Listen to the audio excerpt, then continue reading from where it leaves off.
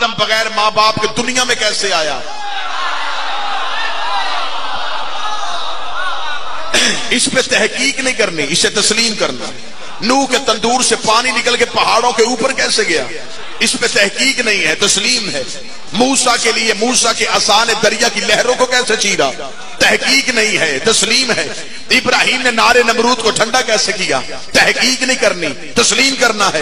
اسماعیل چھری کے نیچے سے زندہ کیسے نکل آیا؟ تحقیق نہیں کرنی، تسلیم کرنا ہے۔ یونس 40 دن مچھلی کے پیٹ میں زندہ کیسے رہا؟ تحقیق نہیں کرنی، تسلیم کرنا ہے۔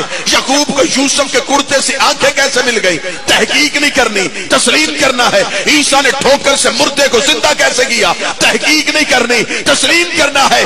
صحابہ کہف اتنی دیر زندہ کیسے رہے؟ تحقیق نہیں کرنی، تسلیم کرنا ہے۔ اگر قرآن کی آیتوں کو تسلیم کیا جاتا ہے تو پھر یہ بھی تحقیق نہیں کرنی کہ علی 40 جگہوں پہ کیسے چلا گیا، علی نے سورج کیسے پلٹا دیا، علی نے مردہ کیسے زندہ کر دیا، حسین نے بیٹے کیسے دے دیے۔